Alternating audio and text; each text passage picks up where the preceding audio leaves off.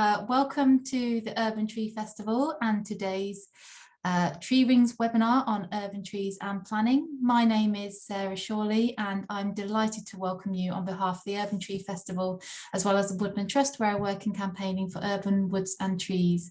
We're delighted you can join us today for this event and we hope you enjoy it. Please note that the webinar is being recorded and it will be available later on the Tree Festival's YouTube channel. Today's webinar is chaired by Tony Burton, Chair of CPRE London, and I will hand over to Tony. Thanks, Sarah, and to your welcome. I mean, Urban Trees and Planning 101 is pretty close to the heart of what CPRE London's about. You know, we speak out for better development in the capital and valuing its green space and its countryside. London's trees contribute so much to that, and yet so much of it remains at risk. And I know from my own experience in my small corner of southwest London, we've got current plans which threaten 138 trees across 6 sites within just 800 metres of my front door. And locally, that's triggered a Stop the Chop campaign. And that's put the spotlight on, you know, what the planning system can and what it can't do. And that's the focus of today's webinar. And we've got 3 great speakers who are going to explore different aspects of that. Russell Horsey, who's an arboriculturalist, is going to introduce us to the system. Then we've got Mark Ashdown from the Bristol Tree Forum, who's going to look at the emerging issues around biodiversity net gain. And then Bridget Fox from the Woodland Trust is going to help us understand how best to use the system and get the results that we're looking for. And after that, there'll be a chance for discussion and Q&A in the time we have remaining. As we go along, it'd be helpful if people could put those issues and questions into the chat. And please do know that the session is being recorded. Enough from me. I'm going to hand you over to Russell, who's going to introduce us. Thanks. Thank you, Tony. Okay, bear with me a second. I can just check that everyone can see that. So in my quick short minute, sort of 10-minute intro, I'm going to kind of cover some of the basics around tree preservation orders, conservation areas and trees and their engagements in planning. I'm a chartered arboriculturalist and have been working in the sector for 25 years. About half my career has been spent dealing with trees and planning, and I still do local work for a number of different local authorities. I've got 2 photos on my opening slide. One is of my TPO'd oak, and that was a tree that was TPO'd by a local authority just prior to a new infill development, which actually turned out to be where my wife and I first bought our first house. Well, when I say that, we actually brought a tree because we went to look at some houses and I walked into the back garden, and the back garden of the house we'd gone to look at was a little terrace, and it had a pokey tiny garden. And then I turned around and saw this gigantic oak tree and immediately walked off across the muddy building sites just and asked the developer, which house comes with this tree, please? I'd like to buy this tree. So potentially a successful integration of a tree using the tree preservation order process.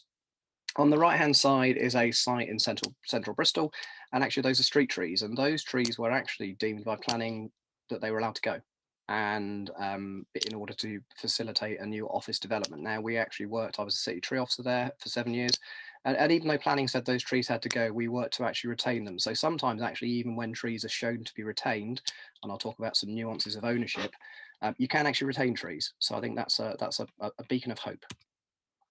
It's not just the UK that has issues of trees and good planning. I started my career out in Canada, and there you've got much more land.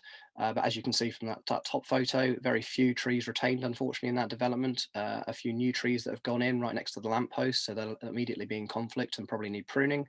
And then on Vancouver Island down there, you've got a giant redwood that has been retained next to a property. Now, I do love my trees. I'm not sure I'd want to necessarily live with that right next to my house. So again, we need to think about when we do retain trees, is development right? Should it be that close? And then on the right hand side, we've got an example of some new tree pits that were going in as part of development. And that should have been a good story.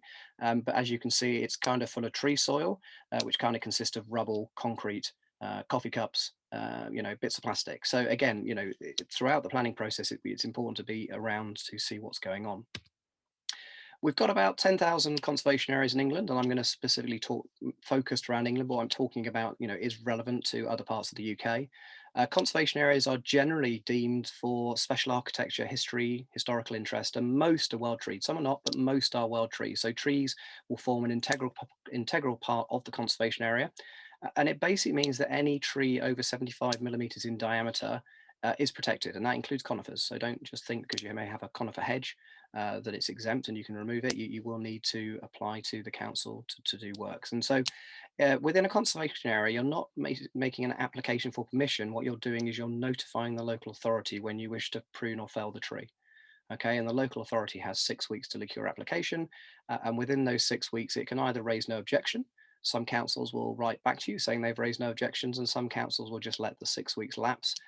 The only alternative for a council, if it wants to object, is it has to make a preservation order on the trees in question. That's the only way that they can say no. And so probably for the majority of people that are dealing with trees and planning, this may be the area with the 10,000 conservation areas where you engage with your local authority. Moving on to trees in terms of making tree preservation orders. Most councils in the UK will have a tree officer, although they are very scarce and we do need more people to come into the sector. And throughout a tree officer's role within a planning department, they're being asked to look at whether trees should be protected. Now, most councils will use a scoring template, and this is one of them called Tempo, which is used across quite a lot of councils in the UK. And basically this gives the council a scoring mechanism to define whether or not a tree is protected. Now, just because a tree is big doesn't necessarily mean it's suitable for protection. There's a number of different things the local authority is tasked to do. They need to look at the condition and suitability of the tree, how long the tree has left. Now, in my early career at Epping, I was desperate to protect this very old birch tree. But my boss said no, because actually there was very little longevity. It probably only had 6 or 7 years left of its life. So it was deemed that that wasn't a good use of our time.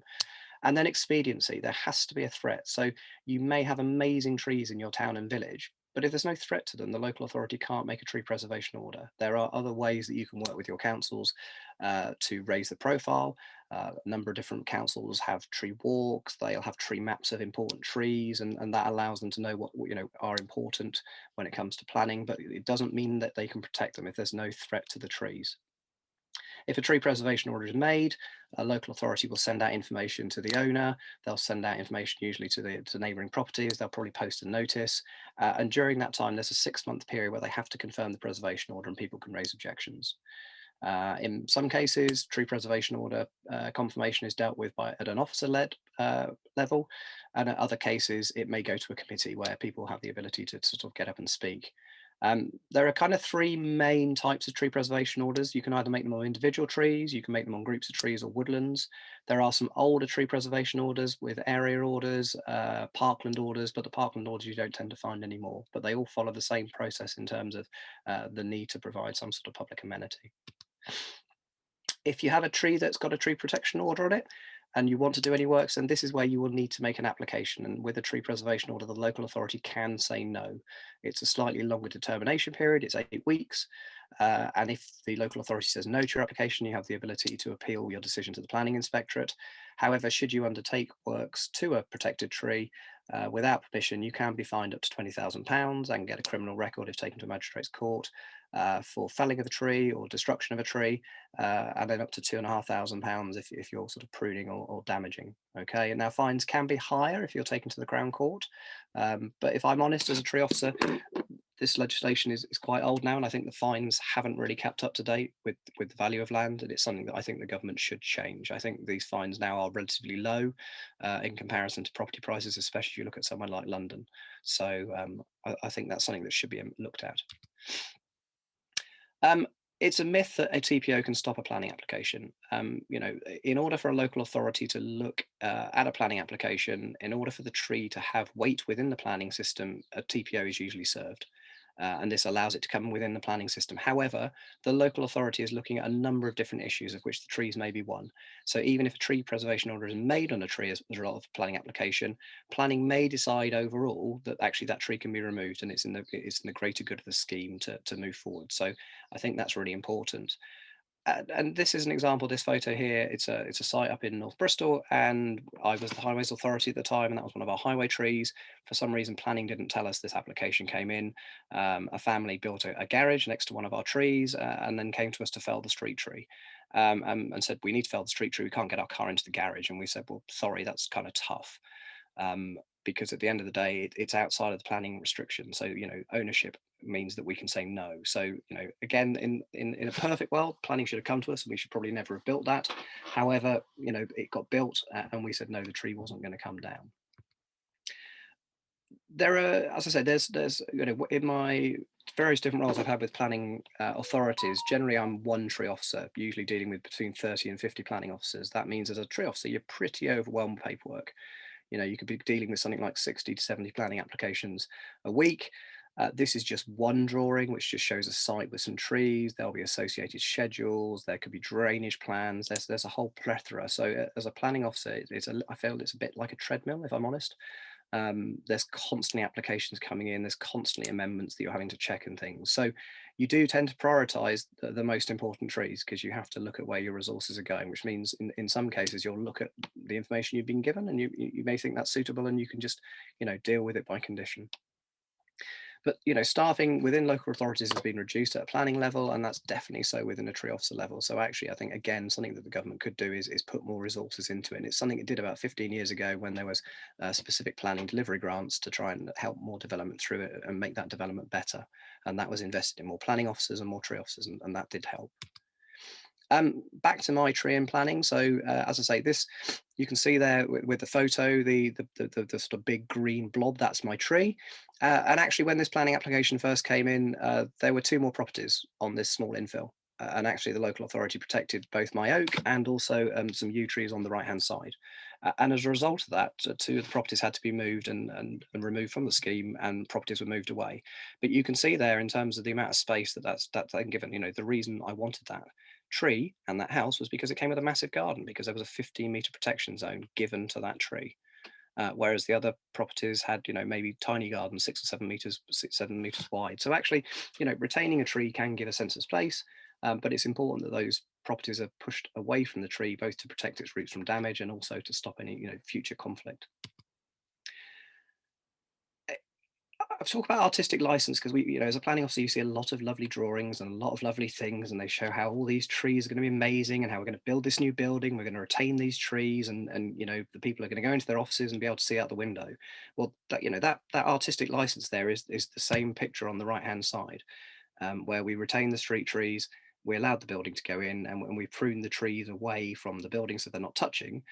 But actually, we you know, again, was this a good planning decision? Possibly not, because we were constantly getting complaints about light and about the fact it was dark. However, the trees were already there. So when tenants moved in, we could say, no, we're not pruning the trees are already there. So I don't know, this is where this balance, it was deemed imbalanced that building an office block was a good thing, but we managed to retain the trees using the planning process. As well as retaining existing trees, which is a really important part of the planning process, I think it's really important that we look at trees for the future. This is an example of some home zones in Bristol, which were retrofitted in 2006. It was only 2 streets and it cost about £1.6 million. And this is part of the thing where we need to get planning right, is that we need to give space to new trees, and we need to ensure there is, you know, space for them to grow and that they are included, because it's so expensive for authorities to have to go back and retrofit schemes. It just in reality doesn't happen. This was done as a pilot scheme, but it was so expensive to do, it was never rolled out. And, you know, we keep seeing pilots of these things, but they're never rolled out. So to me, again, you know, trees and planning are really important in terms of that the design focus and in terms of putting in those new trees. So that's it. If any of you out there are interested in a career, and I'm going to give a quick plug here, you know, as I say, local authorities are desperate for tree officers. They're desperate for many other officers, but they are desperate for tree officers. And actually, you can have a massive difference, and you can make a massive difference.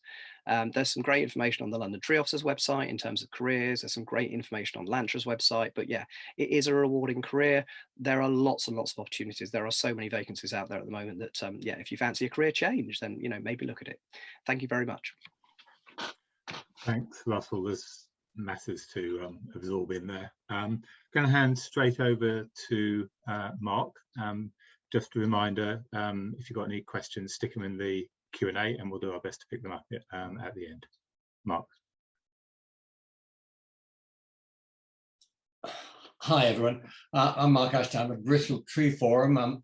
Russell, we've had dealings with Russell in the past, although he's moved on from Bristol and doing marvelously. I'm talking to you really about some some biodiversity net gain and the impact that's likely to have on the urban tree.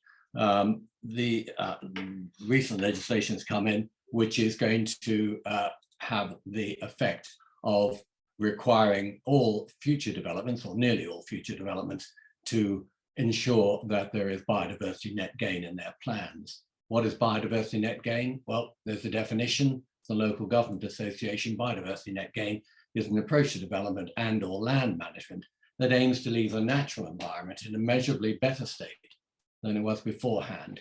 A wonderful aspiration, but how do we achieve that?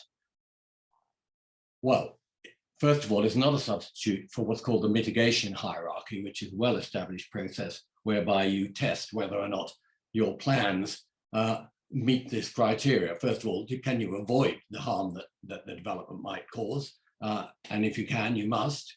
But if you can't do that, you can mitigate. But if you can't do that, you can restore. And if you can't do that, then you have a requirement to compensate. And it's really the last three, mitigate, restore, compensate, which bring into effect the biodiversity net gain requirements, and that deals with them. What's going to happen is that under the Environment Act 2021, when that takes effect, probably in November 2023, all grants for planning permission in England will have to achieve biodiversity net gain of at least 10% more than the currently existing site habitat. The National Planning Policy Framework also covers aspects of that. The last iteration came out in July last year. A new one is, I think, planned for this year, but those are the relevant paragraphs. I put the links in there. There will be a copy of this presentation in PDF form, so you'll be able to link through to those and read what they say, look at the detail and the information in greater detail. So how do you measure biodiversity net gain? Well, there's a thing called the biodiversity metric. It's a calculator which has been produced by DEFRA Natural England, which enables the developer or the planner to, with the help of an ecologist mostly, to measure the site's baseline biodiversity. So what's the site like today before we start developing? That's the baseline. And you give each of the habitats that you find on the site a particular value, and that gives it a biodiversity value. Then what you do is you calculate the effect of enhancing any baseline habitats that you've found and improving them effectively. Or if you can't do that, or if, as well as doing that, you can also calculate the effect of creating new habitat. Perhaps you've destroyed habitat on site and you can create new habitat, different habitat on or off site, and to compensate for any losses. The aim, of course, is always to achieve at least a 10% biodiversity net gain.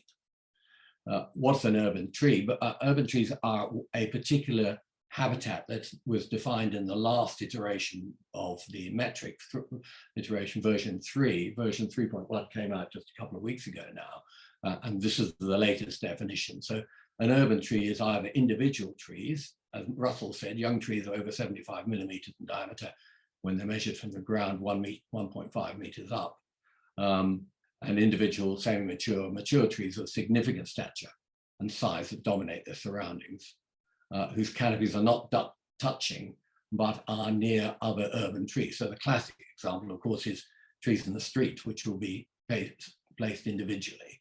And so if they don't touch their individual trees, then you also get on development sites, groups or stands of trees where the boundaries do overlap, where the canopies overlap. And then, of course, you can also have linear blocks of trees. So the classic example is a line of trees down a highway or a canal or a railway or along the boundary of a development site. So those are all treated as urban trees. And I think the rule of thumb basically is that if the tree is in an urban environment, then it's probably an urban tree. There are exceptions, of course. Woodlands exist in cities, and they may be treated as a different habitat. But in this case, it's mostly going to be an urban tree. So if those are found on the development site, what normally happens is an arboriculturalist will go onto the site and do a tree survey, and will write a report which will record all the trees on the site, their size, their canopy, and their condition. one of the key measures that is used for calculating habitat for urban trees is you take it from the Arboricultural Impact Assessment, which is this survey that's been done, which shows all the trees on the site, and will have measured in particular stem diameters of all of those trees that are over 75 millimeters in diameter. And then you apply a simple formula which comes out of the BS 5837, which is a standard that's used by arboriculturalists when surveying trees on the site, and you calculate what's called the root protection area. And normally the root protection area is an area which you set aside in order to ensure that if the tree is going to be retained, the roots and the area around the tree are properly protected. But in the case of the biodiversity metric, the root protection area is treated as the habitat. So it's 12 times the radius, or the radius is 12 times the stem diameter. So that's what's treated as the habitat for that. All that's set out in the biodiversity metric guide, the user guide, which is available on the site.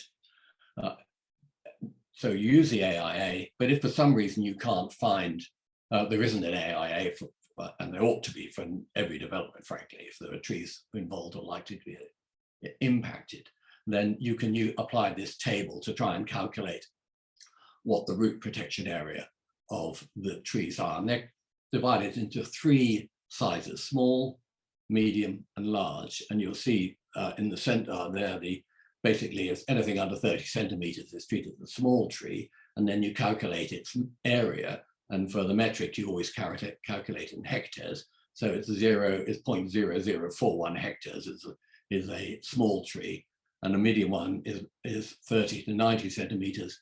And again, you calculate that, and you do it for large. It's interesting, actually, that if you look at those hectares, they're based on the largest of the range. So in fact, a medium-sized tree, the hectareage is calculated on a 90 centimeter stem diameter. And if it's a large tree, in fact, it's bigger than 90 centimeters, 130 centimeters, which makes for a very, very big tree. And there's some issues that arise from that, which I'll discuss in a minute. So that's basically what you do for that. And then you, as well, so use that calculation if you have to, or the BS 5837 calculation, the AIA, for calculating the baseline habitat. But when you then start calculating the post-development habitat, effectively what you're saying is, well, we're going to plant X number of trees, and you use the table I just showed you above here in order to calculate how many trees that is. Quite a challenge, I think, because what it tells us is that size class of the newly planted trees should be classified by projected size at 30 years from planting. Well, I almost defy anybody to tell me what a tree planted today, how big it's going to be in 30 years. You can make a good guess at it, and we know how some trees grow, but it can be quite a challenge to do that. So it'll be interesting to see how that gets to be applied in future planning applications using the latest version. What you're also required to do when calculating the biodiversity value of an urban tree habitat is to look at its distinctiveness is set at moderate, but its condition, you undertake an assessment, which looks at 6 criteria. Is it a native species? Is the tree canopy predominantly continuous?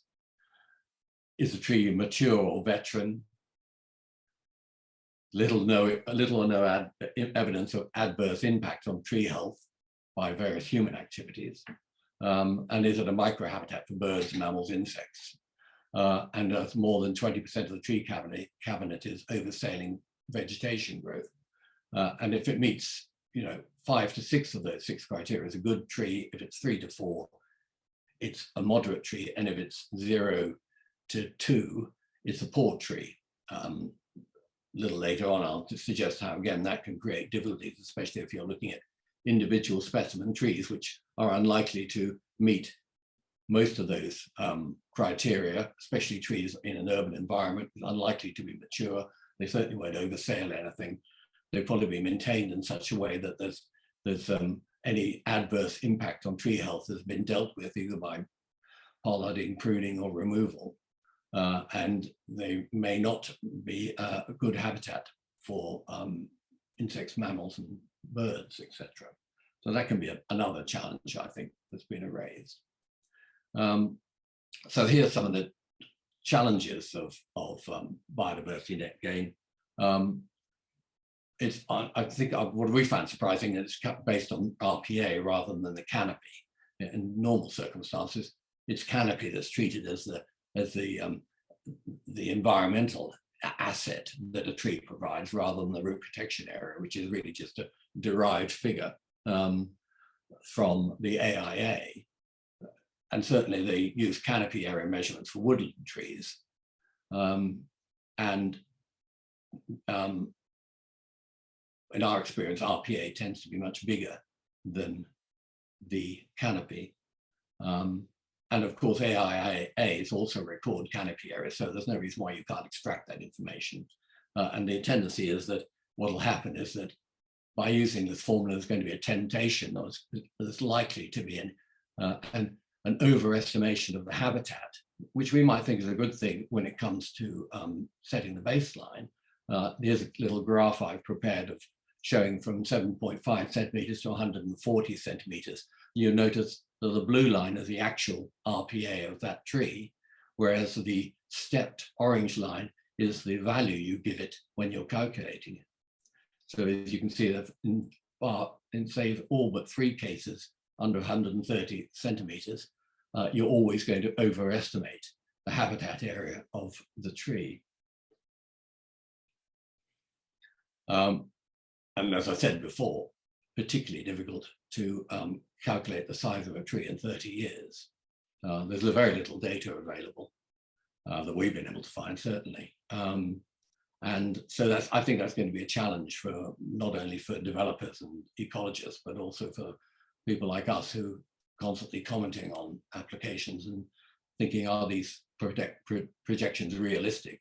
And again, the tendency is going to be to overestimate the habitat created by planting probably what's going to be a standard tree today and trying to predict how big it's going to be in 30 years. And inevitably, you're going to overestimate its habitat value. The condition matrix is a challenge, I think. As I said, it works for blocks of trees, but perhaps not for individual trees. Because in most cases, an individual tree will probably only meet 1 or 2 of the criteria and will always therefore be assessed as poor, even though under the AIA, it may well be a high value tree, a category A or B tree, and yet nonetheless it's going to have to be assessed as a poor tree under BNG3. As I said, under the BS 5837, you know, the criteria for measuring the quality of a tree is largely based on its aesthetic value. So there's no alignment there between the two, and I think there's a challenge there to be dealt with. And in some cases, the BNG criteria contradicts BS 5837 and could well produce contradictory results. So it'd be interesting to see how that's worked through in day-to-day practical planning applications. We've only seen 1 or 2 of these so far, or 1 so far, in fact. So there we are. That's a very quick skip through the requirements under biodiversity net gain and the urban tree. Thank you. Brilliant, Mark. And lots more new tools that we can sort of access there and new thinking. So thanks for that. Bridget, I'm going to hand straight over to you to tell us how to get the outcomes we want. Thank you very much, and it's a great pleasure to be here and to follow to such expert contributions on TPOs and biodiversity net gain. I'm just going to say a few words about the planning system within which those and other protections exist, and how we can all engage locally to try and get better outcomes for trees and woods from our local plans. Well, it won't be a surprise to you to know that our urban trees are under threat, and I'm sure you've all got real examples of that in the areas where you live or have had in the past. And there are many ways we can get involved in campaigning to protect our trees. But if we can get the planning system right in the first place, we can perhaps avoid some of these threats from arising, as well as see them off when they do arise. And it's really important, I think, that we all understand how we can engage with the planning system and change it for the better. It's an important part of local democracy, not only for the sake of the trees, but for so much else in our communities. So every area has a local plan, but the local plans don't exist in a vacuum. You can't just make them up from scratch. You have to comply with the context of national and regional legislation set out in the Environment Act and the current planning bill, now renamed the Levelling Up Bill, the National Planning Policy Framework, which has been mentioned, and in many parts of the country there'll be regional plans as well. So those of us in London are also governed by the London Plan. But within that context, your local plan will typically include a mix of strategic policies, the big why that the plan's trying to answer and what it's trying to achieve for the area, specific targets, often set effectively by national policy, which the local plan then has to show how it will deliver against, where development is going to happen and where it's not going to happen. And this is some of the most controversial bits of local plans, are those site allocations, including people on the edge of towns and cities, moving bits of land from protected status in the greenbelt into less protected status in order to meet demands for homes, jobs and infrastructure. And then the detail of how those sites will be developed, the rules that will apply to the design of buildings and the kind of facilities that surround them. And there are many opportunities to influence the local plan, perhaps more than we realise. So many of us only get involved when there's a real planning application of concern to us, not necessarily understanding that the rules which govern that decision will have been, or which have encouraged that plan application to come forward, will have been set months or years before. The timetable on screen is a real one from a council that's live with its local plan at the moment. It's actually from Test Valley in Hampshire, and I picked that one because it started its process this year, and you'll see that it's going to run for years to come. And in fact, from the officer's point of view, it's already started years before, when they started collecting the evidence that would lead to that first draft of the local plan, which goes out for consultation in what's called the Regulation 18 consultation. And this is the first chance most of us have to influence our local plan. Some councils will do an earlier visioning exercise if they feel so inclined, but they don't have to. But the Regulation 18 consultation, which is sometimes divided between site allocations and development management policies, or sometimes they're all done at once, is your chance to really say what you think of what's being proposed, what you want to see added in, what you want to see changed, what you want to see taken out. And it's a real opportunity to understand what's being proposed for your area and to advocate to change or improve it. Once that consultation's happened, it moves on to Regulation 19, which is much more take it or leave it. This is where the council has its final draft of the local plan that it's going to put forward to the government. And you can only really comment at this stage as to whether it legally complies with national policy. So you'll already see that there may be things in there that you don't like, but it's too late to take them out because they're not illegal or unsound in planning terms. And it then goes through almost an inquisition, an examination in public before it becomes formally adopted. And you may then have the opportunity to contribute to things like specific design briefs for sites that have been allocated in the plan and speak up for trees and woods there. But most of the rules will have been set.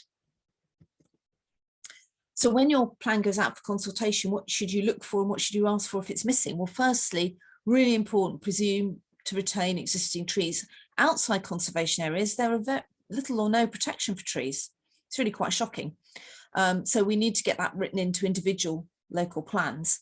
And as has been mentioned by Mark, detailing protections for individual trees from development and getting the design standards right, as Russell said, to integrate those trees from the start. And also the opportunity to get more trees. So if trees are lost, to require that they're replaced on a greater than 1-for-1 basis, setting overall targets for canopy cover and talking about the kind of trees you want to see.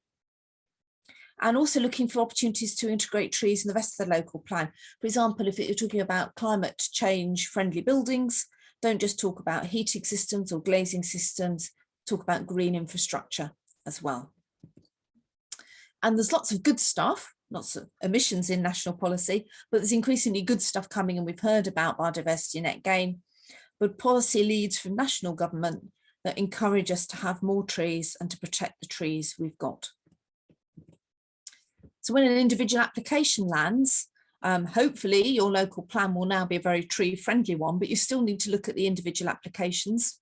And it can be baffling to work through all those documents. Russell said it's baffling for planning officers. Imagine how it is for the rest of us. So my top tip is just to look for 2 documents: the design and access guide, which is kind of the visual description of the proposals, exactly what they're going to build, what they'll look like, and it should give you the headlines on what trees are going to be added or removed. And the planning statement, which is the applicant's pitch for how it fits with the rules. And in many cases, there'll be a more detailed arboricultural report as well. And if you don't like what's proposed, there are a number of ways you can influence it. First of all, send in an objection, but do base it on planning policy, otherwise it just won't be taken into account. Don't leave it for the officers to decide. If you think they're going to recommend approval of something you disagree with, or you think they won't put sufficient conditions in to protect the trees, or you want to make really sure that happens, ask for a call into the planning committee, which you can then ask to address. And don't be afraid to lobby the councillors. You can send them a copy of your objection or email them in advance explaining why what you're asking for is really important.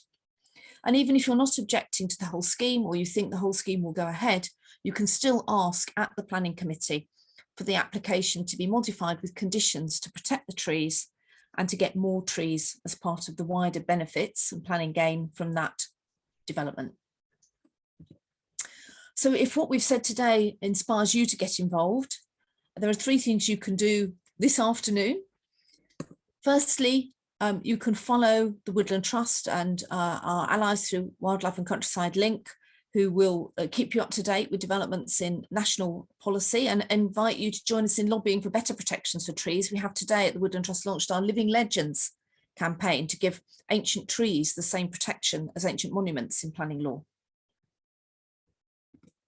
You can get involved with your local plan policy. You can ask to go on the mailing list for your local plan, and on the Work Council website it will have something called the Local Development Scheme, which will give you the timetable for your plan. It may not be the same as Test Valleys, which I showed you earlier, so you'll know at which stage it's at and how you can get involved. And get in touch with your councillors. In London, we've just had elections, so you'll be contacting newly elected councillors to congratulate them and ask them to stand up for trees in their term of office. Or if you've got elections coming up in a year's time, it's a really good time to start asking your councillors and candidates if they will be champions for trees in the local plan. So that's just a few words from me on the context and hopefully how you can change the context of your local plan for the better. Those of you who've heard me speak before will have seen these 2 pictures before. I think we all know which is the better outcome. And if we get the right planning policies, hopefully we can see more tree-lined streets and fewer sterile developments in the future. Thank you for listening. Thank you, Bridget. Some really good advice there, and some things that we can do this afternoon to take action. Right, we've got time now for to pick up on some of the issues that have been raised by others. What I'll do is I will ask if people want to put their mic or even their video on, then ask the question, or if not, then I'll summarise it for you. But Giovanna, can I turn to you first, because you've raised a number of issues. Do you want to draw out your top question or issue that you want to raise with the panel?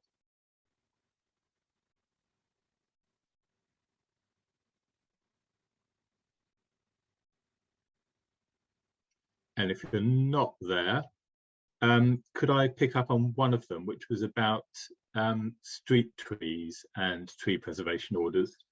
There's a question there, I think, really about are TPOs an effective mechanism for street trees? And I guess that relates also to using them on land that's owned by the local authority that also issues the TPO. I don't know, Russell, whether you're able to help with that.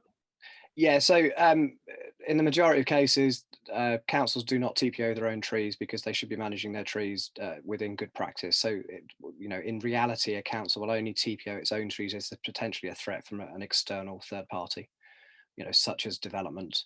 And so that's generally tends to be. So, and part of the reason for that, specifically around highway trees, is because under the Highways Act, there are exemptions. So even, when I worked at Kensington and Chelsea, I had a politician that wanted us to put TPOs on all of our trees that were on red routes to try and stop the congestion charge being extended, because he was hoping that would stop the highway authority from pruning the trees so that the cameras couldn't see number plates, so couldn't issue fines. Or we had to kind of point out to him that A, that was a massive waste of resources, and B, there was an exemption anyway, so they'd have been able to prune the trees under the Highways Act. So you know, putting a TPO on highway trees to stop general pruning just isn't gonna work. So that's generally why you don't have it. Mark, do you want to come in? Yeah, I just add that I agree with it. It's exactly that. In Bristol, the council is very reluctant to TPO its own trees unless there's an exceptional reason. But you know, if people worried about protecting street trees, the Environment Act will actually introduce again in November next year requirement for councils to consult before they decide to fell a tree, and we'll have to see how that works and whether it works. But that'll be a statutory requirement. And where the council is also the applicant, because more councils are, you know, becoming house builders and other things. Yeah. So this is where you then break it down to who the tree officer is. So at Bristol, I was the tree officer in charge of managing all the council's trees. So I had a separate role to the tree officers within the planning department. So what happened was the tree officers within the planning department would give representation to their colleagues in terms of planning policy, TPOs, etc. But then I had to look at it slightly differently as the applicants.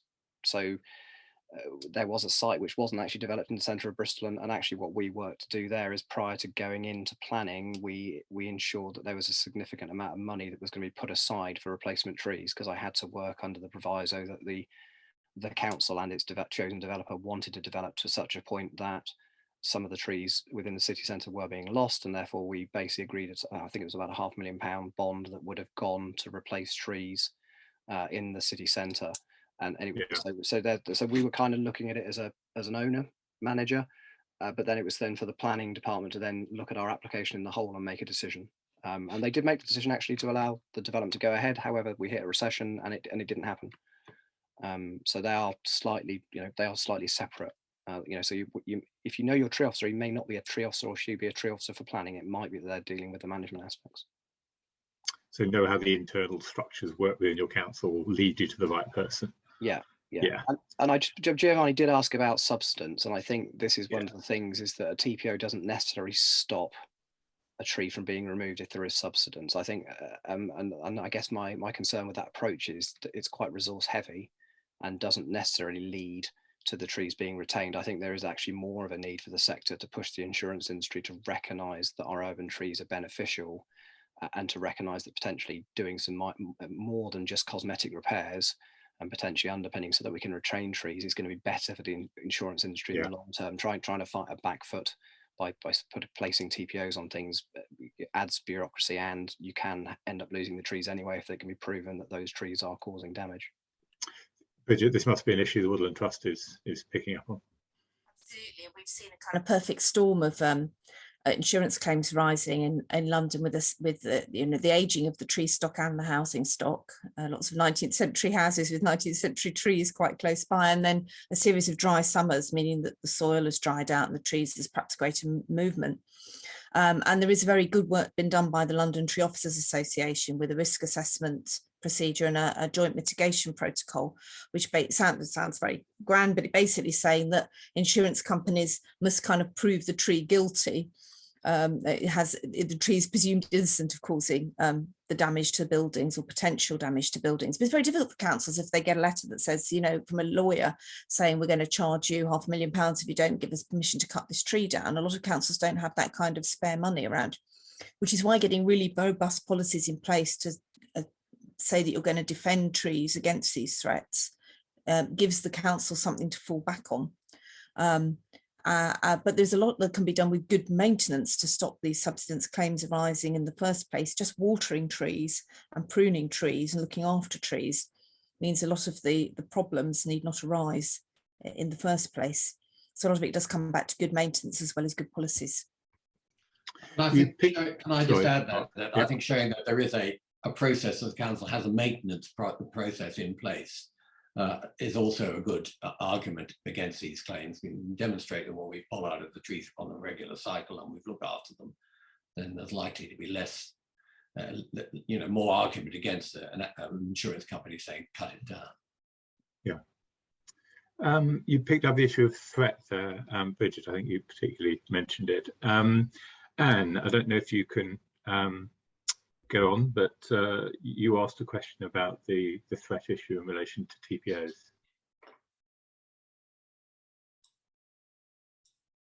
So I don't know which of us you wanted to answer, Tony. I don't think our guests can speak, so we need. Oh, okay, that's fine. So the question was because I think it's one for you, because you said basically you can't do a TPO unless there's a threat. And what constitutes a threat? What's the evidence you need to pull together?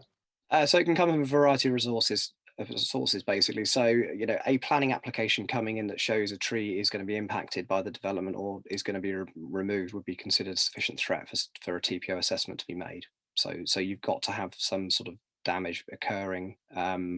You know, you can make emergency tree preservation orders, you know, within a few hours. So if somebody turns up on site and starts chopping trees down, a council, you know, if they have the resources available on the day, could run back to the office, make an emergency tree protection order because there's suddenly a threat to important trees if they're suitable for a TPO, and then come back and issue the TPO on the day. I have gone to site, you know, on the day of and issued stuff in the past. So if you have a letter from your neighbour complaining about your tree and threatening to damage it, which you can show to the council, which I've had in a number of cases, then again, you know, if the tree is worthy of protection, you know, it would be. But I mean, the tree has to provide public amenity, so it needs to be seen from a public space, or it needs to be seen by a significant amount of the public. And I think that's where a lot of TPOs do fall down, because whilst the tree may be a nice tree, if it can't be seen by the public, it's very difficult for it to score a high score. I mean, I have once TPO'd a tree in the middle of a block of flats, but we justify that on the fact that, you know, it was in a courtyard and 500 people were looking out from those flats and could see it. But that's probably the most privately seen tree that I've ever protected. So is there a sort of a guideline or precedent around, you know, where in the planning process, you know, it constitutes evidence? So if we look to Bridget, you know, there's a site allocation process, but actually there's conversations that take place well before that. You know, there's pre-application conversations. There's, you know, there's lots and lots of points at which people start to think, well, I might be wanting to develop that site. When does it start? Yeah, I mean, there is, and it can be a pre-application. You could have a pre-application with a client, or even when the development plan. But I think that the issue with the development plans is they tend to be looking at massive areas. And at that point, you may only have an outline of what's going to be proposed. It might even just be housing or industrial. So most local authorities, I don't believe, have sufficient resources to be able to, at that point, go out and make protection orders on the important trees. Now, in an ideal world, you potentially would do, because then that would influence planning coming along further along. But I think because we have lost resources across local authorities, whereas that may well have happened in the past, you know, that just doesn't happen. So you're kind of slightly reactive, and for the developer to have their arborist, you know, giving them good advice when they're looking at their design work to ensure the design work isn't going to be problematic. But I think now we've become much more reactive to waiting almost till the applications are coming in rather than the preemptive stage. Okay, thank you. Mark, I think this one's for you. It's from Nora. About what is a continuous tree canopy, because clearly, you know, there are roads and there are things that get in the way of feeling like there is a continuous tree canopy, but it was quite an important component of what you presented. Is there any guidance you can give Nora there? I think it's developing at the moment. I think obviously a line of trees, there's a possibility they may not interact with one another or cross their canopies, but there may still be a cohesive whole. So I think there's a good argument for that. I think practical and pragmatic interpretation is going to be the order of the day as far as that's concerned. And we had a planning inquiry recently where there was a lively argument about whether a hedge that had grown out was a line of trees or a hedge or whatever. And in the end, the planning inspector decided that it was a line of trees and protected it, or at least took it into account under the Bristol Tree Replacement Standard. But I think it's going to evolve, those arguments. I think if trees are clearly standing alone, then they're treated as standing alone. But if they're in a group, or they can be seen to be part of a planting group, even though they may not have overlapped canopies, then I think there's a good argument to say they're a block of trees and treat them accordingly. But at the end of the day, you're still going to have to measure the individual stem diameter of every one of those trees to calculate what the habitat area is. Yeah, yeah. Anyone else want to come in on that one? If not, there's another question from because I think both of you talked about the kind of the area, the root protection area, and yet Giovanna's sort of flagging we're seeing a lot of trees going into very, very cramped tree pits, and there's obviously lots of stories of tarmacking activity by contractors going up to almost up to the trunks of trees, or even tarmacking over tree pits in streets. How do we square that kind of practice with the expectation that we've got good root protection areas, pi r squared of giving us a nice bit of breathing space? Bridget, you want to come in? Yeah, so we talked about the root protection areas, and Mark showed very helpfully how dimensions of that are calculated. With street trees, sometimes the surface coverage is deceptive. It's more about the size of the tree pit underneath the pavement, and sometimes you can have a relatively small aperture at ground level, but there's enough space underneath it, and vice versa. So it's really important that the root protection area is protected during construction works. But sometimes you will have trees which are mature established street trees where the pavement does go above the roots, as long as there's enough opportunity for them to get the water in. That's the most important thing. So sometimes you do see mature, long established trees with what look like very small tree pits, and they are flourishing because they've been there a long time. But yes, when you're creating new opportunities for street trees, it's really important that they have really generous, well excavated tree pits. And you will see some streets in London where there are no street trees because there are so many utilities and other things under the pavement that you wouldn't be able to create the kind of spacious tree pits that those trees would need to thrive for the future. So although it's an aspiration in the National Model Design Guide that every street should be a tree-lined street, we need to make sure that not just that the trees grace the streets, but the streets are the right streets for the trees. I mean, it comes down to soil volume for new trees. That the more soil volume you've got, the better the tree is going to establish. But I think also the key is picking the right tree for that location. We're seeing a lot of sorbuses now really struggling with climate change. And so whereas before as an urban street, they were great, and street tree, they were great and they'd last 40 or 50 years. Now we're not seeing them get anywhere above 15, 20 years. They're just sort of reaching the end of their life much quicker. So I think it's a combination of soil, and therefore planners probably need to be given more training as to what is realistic, so they can go back to developers and go, maybe we should have half the street trees you're proposing, and you give more soil volume to them. The other thing is we don't know much about urban roots still. A lot of the research that's been done is about roots from countryside. And so I've seen roots at 3 or 4 meters in depth going down the size of my leg kind of thing. And according to the literature, we should not be seeing roots that deep because it's anaerobic and they shouldn't be growing there. But, within urban areas, especially areas where, there's been a lot of activities and devastation after the war, and that's just been covered over, the tree roots are quite happily growing much deeper than we've expected. And a couple of those pictures I showed you where the trees were retained, there were no tree roots to one side of those trees because there was an existing basement, and that had acted as a root deflector. So in essence, there were no roots going to one side of those trees within 3 or 4 meters. So we need a lot more research actually as to where our urban roots are growing. There's another question from Hilary, because we hear a lot about the benefits of trees and the multiple benefits of trees, and there's lots of infographics and there's lots of sort of communications about that. But is there a sort of a way of which everyone sort of accepts to validate and to sort of value trees, which is worthy of the benefits that they actually do provide, that can be used by campaigners in their work? So I guess there are a number of different systems. CAVAT is probably the one most familiar to people within London. So it was designed by tree officers. It's been accepted by the insurance industry. So it's used as part of the joint mitigation protocol in terms of giving evidence. I've used it in Bristol to basically stop developers and utility companies from removing street trees. And where we had to remove them, we've been given sort of hundreds of thousands of pounds in compensation. So that's one way of valuing it, and that system is around a replacement value, basically based on sort of the number of trees you'd need to replace and what that would cost. There are other tools such as iTree, and there are a number of different iTree tools that you can use to start to model ecosystem benefits. And then there's sort of some of the biodiversity net gain stuff that's coming through, but I think on trees at the moment it probably isn't as good as it should be. I think there needs to be more work done on the tree side. So I think there are different tools, but they all do slightly different things, and it's about picking the right tool. And is the choice which tool works best for you, or is it which tool is listened to by the decision maker? Possibly a bit of both, and I think it's about which tool. So CAVAT is only designed for public trees. It's not designed for use with private trees, whereas some of the iTree Grow stuff can be used on both public and private, but there is more research, as Mark was mentioning earlier, in terms of needing to know how these trees grow. So Forest Research has done a lot of work in the forestry sector looking at, you know, tree yield tables and how trees grow over 80 years. We don't have that kind of research available yet, and it would be something great to see someone like the Woodland Trust, you know, picking up and doing more of that, because I think it's an area that we do need more research on.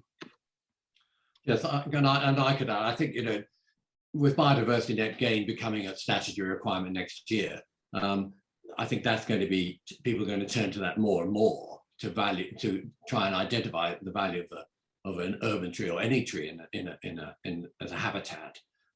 And BNG is really a distillation of a lot of very detailed work done in the background. When street trees were first identified in version 2.1 of the BNG, they were only treated as a relatively low distinctiveness, and they've now been upgraded to a moderate distinctiveness. So you do then have the opportunity to compare that habitat with other habitats, which all are graded accordingly. So I think, you know, and what's more, planning authorities are going to won't be able to ignore them once it's a statutory requirement. Right, we're now drawing to a close. Could I ask, I'll just go around the panel, could I ask you if you'd like to make any comment on what the recent experience was in Sheffield, which obviously captured national headlines in all sorts of ways, but also what your top tip is if you were a member of a local community concerned about looking after trees in your patch. What's the one thing that you would encourage people to do? I'll just go around. If you can all do that in about 20 seconds, that would be marvellous. Go in the order we spoke. So Russell, do you want to kick off? So firstly, if you can, talk to your tree officer. They're there to protect trees as well as yourselves. So, you know, talk to them. In terms of Sheffield, I was involved with a local group, and I think to me that it was the key of a highways contract being defined with very little input from arboriculturalists, which meant trees were not valued, and so they were trying to manage them as they would any other highways assets. And you just, you know, you expect to replace your light columns every 25 years. You don't expect to replace your trees every 25 years, and there ends the flaw. Mark, thank you. Mark. Well, I agree with what Russell says. So talk to your local tree officers if they will talk back to you. They'll talk to you. I think also engage with your local community and engage with your local councillors. There's a surprising lack of information or knowledge about trees, and I think you can use that as an opportunity not only to educate yourself, but certainly your local councillors, and to engage with the local community. It's amazing how people will, as they did in Sheffield, literally tie themselves to trees to protect them when they're under threat. And Bridget, final word to you. Yes, well, I suggested some actions In my presentation, but get involved in your local plan process. Make sure the rules are the right rules rather than complaining about the impact they have. And in Sheffield, yes, I mean, Sarah, who's on this, is the expert on this, but I think it's an example of the very bad, a council just failing to understand the value of trees, but then the very good, people really actively engaged to protect those trees and actually getting a real change in council policy, so that Sheffield's gone from kind of zero to hero and is now belatedly doing the right thing with its trees. Great, many thanks everyone for the presentations. I think that the motto is we can do more to save our trees and to look after our trees and to anticipate what's coming down the line. But we need to get involved and get our sleeves rolled up and use the tools that are available to us and at our disposal. I believe that the presentations will be available if people want them. That's a question that's been asked. And don't forget that the Urban Tree Festival continues, and there's still some wonderful events, both in person and online, still available for people to enjoy. And I'll thank everyone for their contributions and wish you well for the rest of the day. Thank you very much indeed.